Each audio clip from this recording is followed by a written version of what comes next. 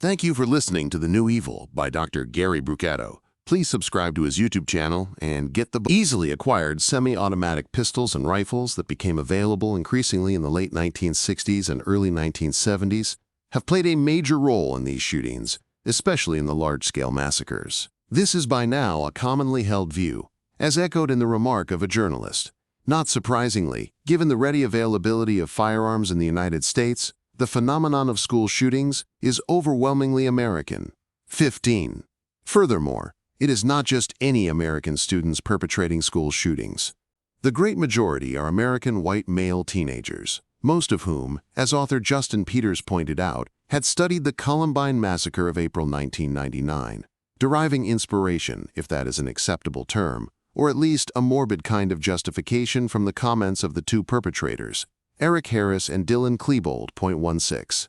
Among primary school and high school as well as college shooters, there are some discernible differences between those who have killed just one person or one person and then themselves. Those who killed only one victim often did so for reasons we find more understandable on a basic human level: arguments, jealousy, anger at a teacher's seeming unfairness, or being bullied by other students. In some such killings, there was little more than youthful bravado, coupled with an accidental shooting.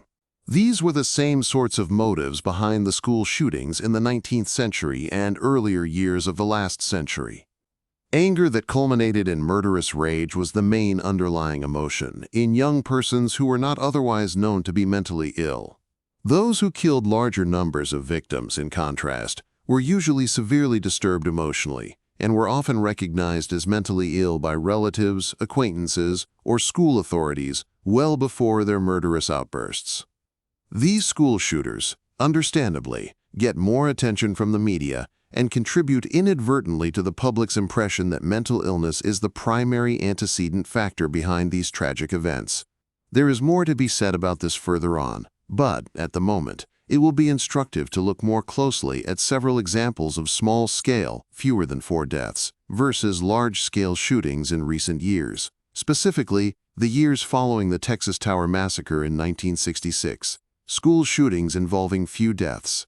In Northlake, Illinois, some 9 months after the Texas Tower Massacre, 18-year-old Michael Pisarski killed 17-year-old Christine Mitchell in her high school in May of 19. The summer before, they had considered themselves engaged.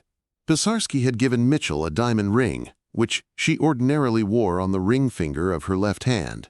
But in April of the following year, when Pisarski went to his fiancée's home, her brother handed him back the ring, along with other gifts he had given her. Her mother then told Pisarski he was not permitted to speak with her or see her at all. This was apparently not Mitchell's idea, since she phoned him a week later, told him she still loved him, and arranged to meet with him in a week's time. Pisarski and she went for a ride on that day. 3 days later, however, when Pisarski returned to her home, her mother once more told him he was not to see her daughter again. A week later, on May 3rd, Pisarski went to Mitchell's school, from which he had dropped out, and confronted. They were met with 3 people that were shot inside the parking lot of Target. The suspect fled the scene, stole a car from the scene, took that car, wrecked that car, then hijacked another car. He was then found by Austin PD in South Austin, where he was taken into custody after a tasing. We have 3 people that are deceased. This is a very sad day for Austin. It's a very sad day for us all. And my condolences go out to the families. At this point, looking at the suspect, we have a male white suspect who appears to be 32 years of age, does have a mental health.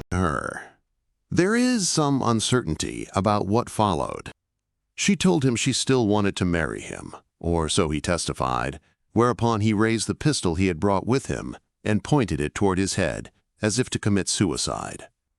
He claimed he had told her there would just be more trouble because of her family's opposition. If his commentary in court is true, she then grabbed the gun, and it discharged, killing her. Pisarski had no previous criminal record. He had been depressed before the shooting, but that seemed related more to the strong opposition on the part of his fiancée's family. The court viewed the event as one of murder, and he was sentenced to 30 to 65 years in prison. 17.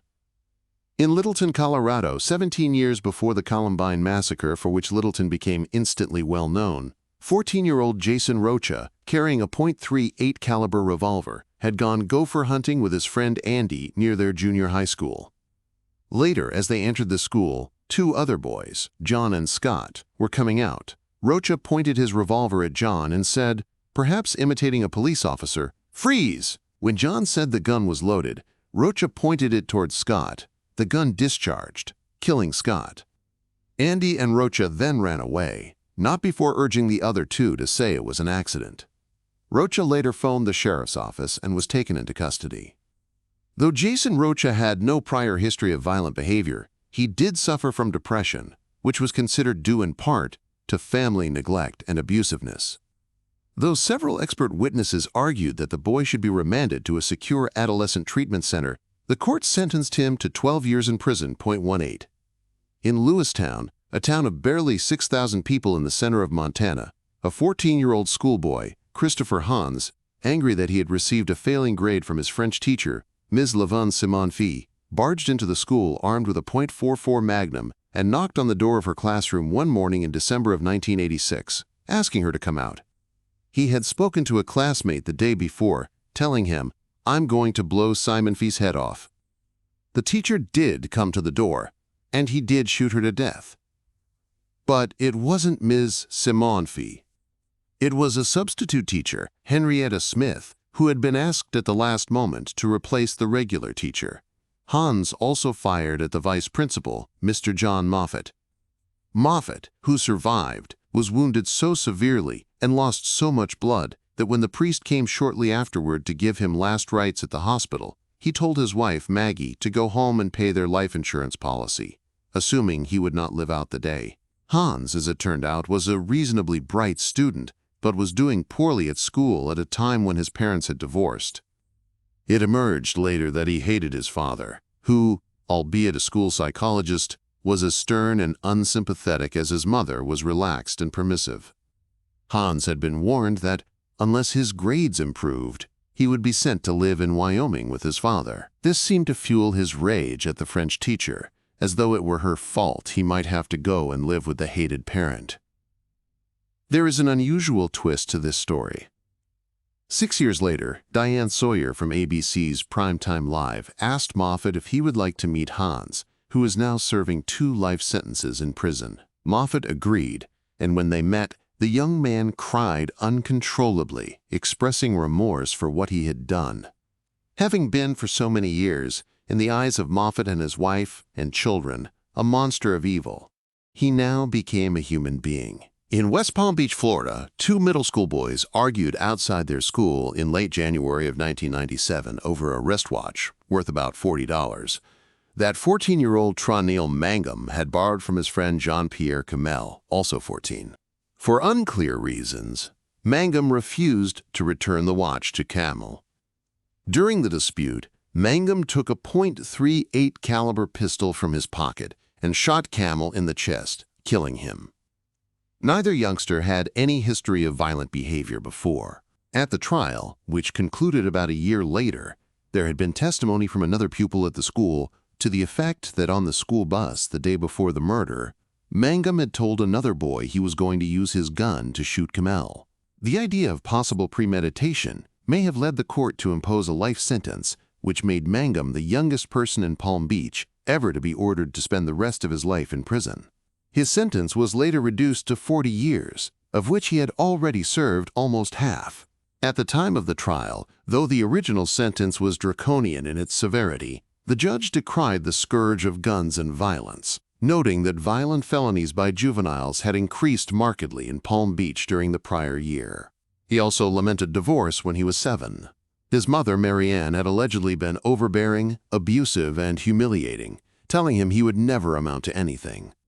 Woodham had become part of what was described as a satanic cult, headed by Grant Boyette, who, along with 5 other boys, were arrested for possibly conspiring with Woodham to commit the murders.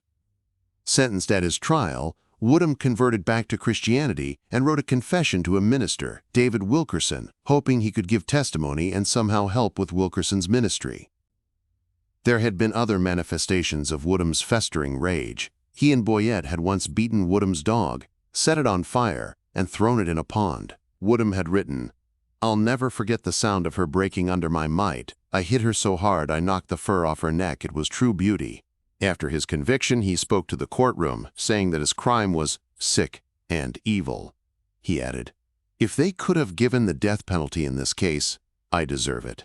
What the judge handed down was not the death penalty, but 2 life sentences and 7 20-year sentences for those Woodham had wounded at the school. 21. Though defense attorneys argued that Woodham was suffering from borderline personality disorder, it was clear that he was not legally insane and was perfectly able to stand trial.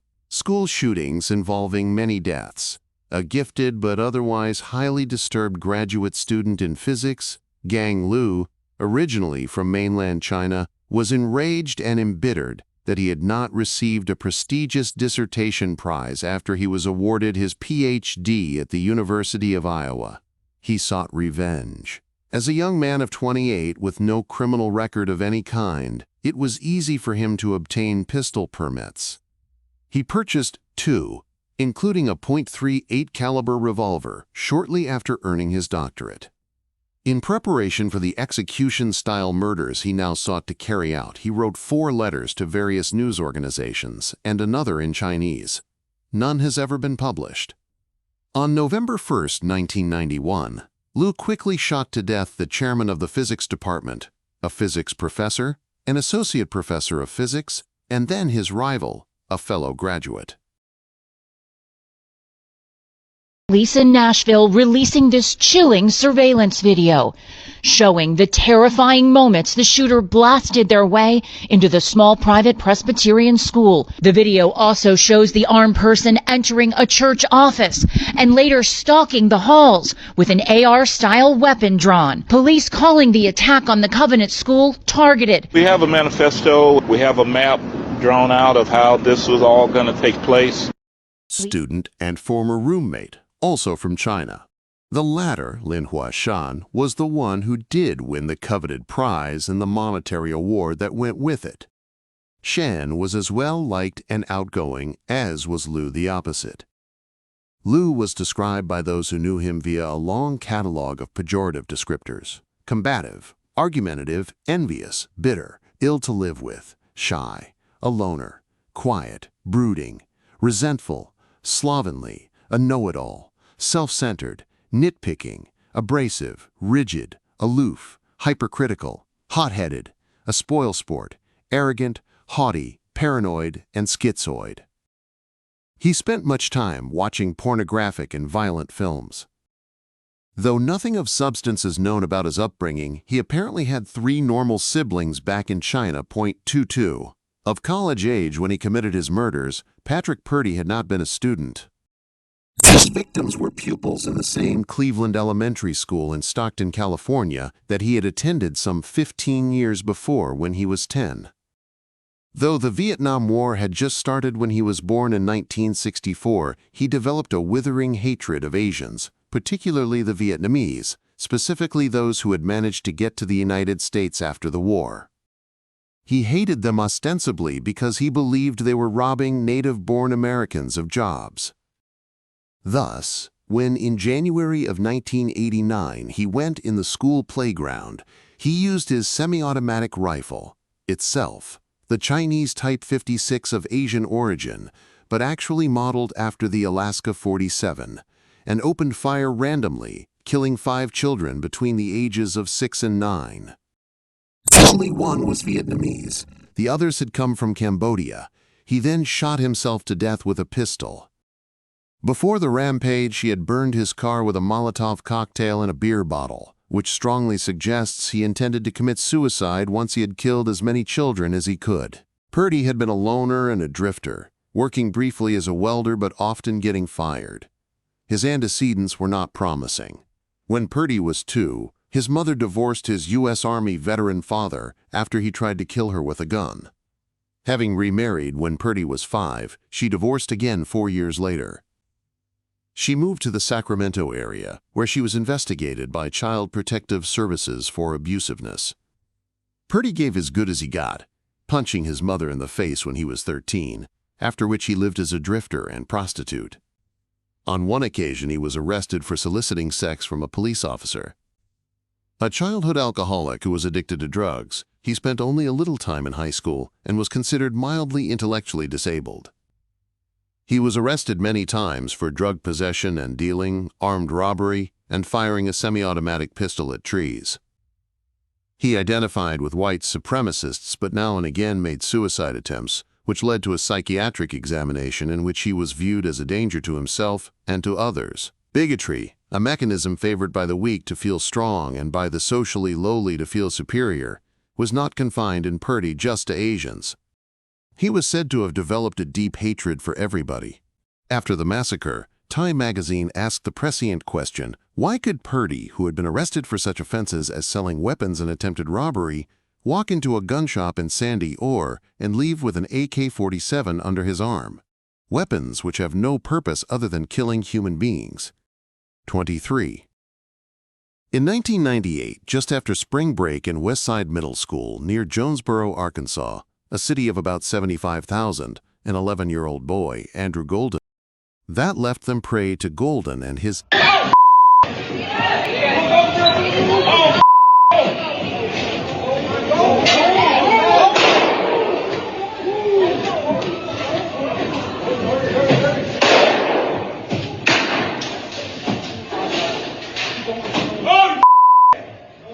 No, he shot himself. This is 13-year-old friend, Mitchell Johnson, who, armed with 9 weapons, shot to death a teacher and 4 students.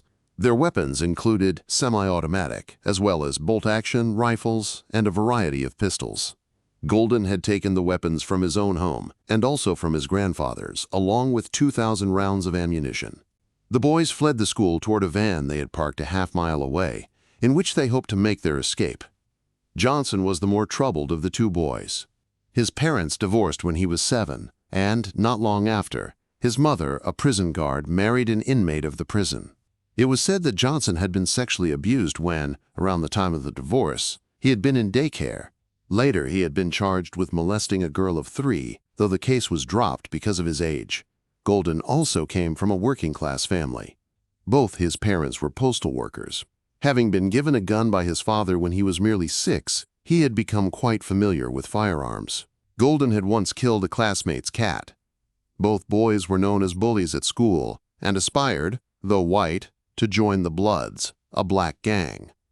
They also abused marijuana. Johnson had a fascination with guns, and at one point threatened to kill his former girlfriend, a 6th grader who had broken up with him. Because of their young age, the court was limited as to what was permissible in the way of punishment, though, had they been adults, the prosecutor might have sought the death penalty. As it was, they were both sentenced to confinement till they reached 21.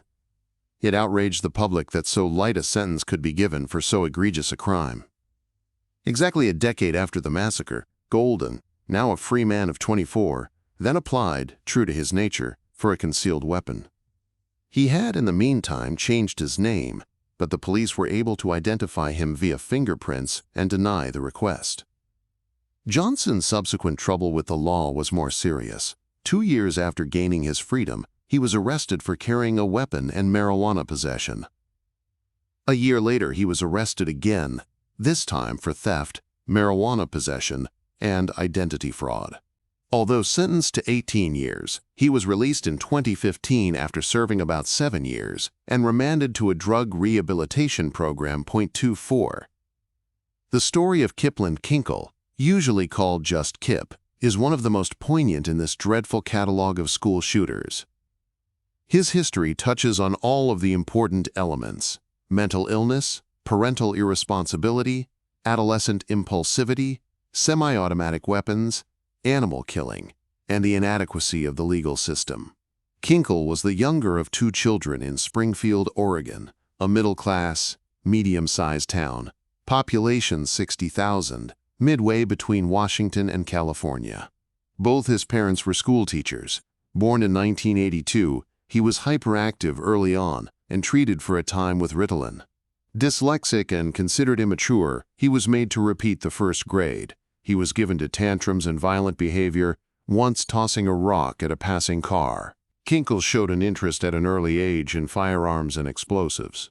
His father discouraged this at first, but later gave in and bought him a .22 rifle and a 9mm Glock pistol when Kinkle was 15. He developed morbid fascinations with violence and hurting or killing animals. He shot squirrels, for example, and liked to see the blood spurt out from the dying creatures. He built bombs, which he kept hidden in his footlocker at home. In his early teens, he was seen by a psychiatrist who viewed him as depressed and prescribed Prozac. Kinkle began to abuse alcohol and marijuana. At 15, he was threatened with expulsion from school after having brought in a loaded handgun, a Beretta Model 90.32 caliber pistol, which another pupil had stolen from his father and sold to Kinkle for $110.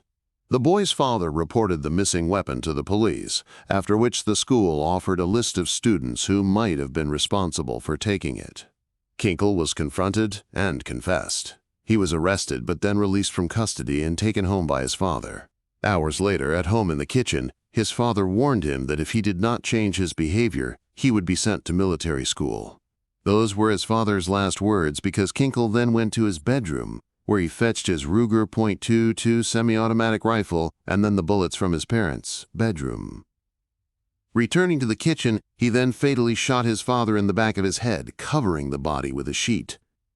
When his mother returned from school at supper time, he told her he loved her, and then shot her to death with 6 bullets, also covering her body with a sheet. Thank you for listening to The New Evil by Dr. Gary Brucato. Tune in tomorrow for another chapter in the understanding of evil as it progressions in gradations.